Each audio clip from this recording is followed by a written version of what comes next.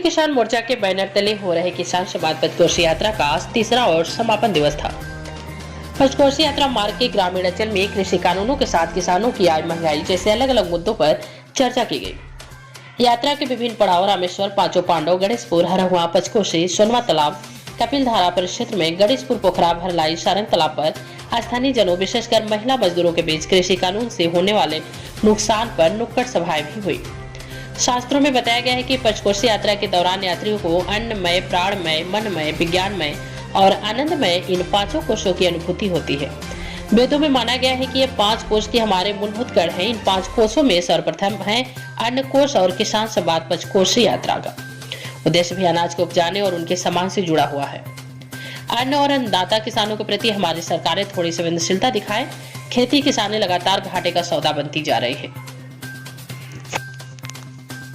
करती है कि हमारा जीवन कैसा होगा, हमारा खान पान कैसा होगा, हमारा रहन सहन कैसा होगा।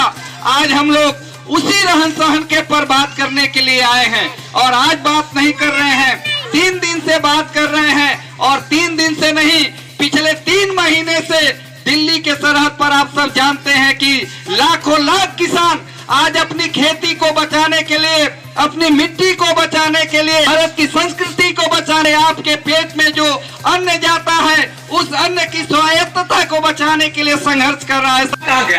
आज किसान संवाद पंचकोशी यात्रा कपिल धारा के मंदिर में पहुंची हुई है। पिछले 3 दिन से हम लोग जो है कि संयुक्त किसान मोर्चा के तत्वाधान में ये पंचकोशी यात्रा निकाले हुए थे और गांव-गांव में जगह जगह किसानों के साथ संवाद स्थापित किए और सरकार से यह मांग की कि जो तीनों काले कानून है जो किसानों के लिए बनाया गया है, ये किसानों के हित में नहीं है। सरकार इसे तुरंत वापस ले और काशी की धरती से लाखों हजारों किसान जो है कि इस बात का समर्थन करते हैं कि जो दिल्ली के सरहद पर किसान धरने पर बैठे हैं वो सही काम कर रहे हैं और सरकार को उनकी बात को मानते हुए ये काले कानून को तुरंत वापस ले लेना चाहिए। ये यात्रा आपको कितने दिनों से चल रही है? ये 3 दिन से यात्रा निकली थी जो कि मणिकर्णिका घाट से निकाली गई थी। पहले दिन यात्रा हम लोग भीमचंडी तक पहुँचे, दूसरे दिन रामेश्वर महादेव तक पहुँचे और तीसरे दिन ये पंचकोशी यात्रा का यहाँ समापन होता है कपिल धारा में,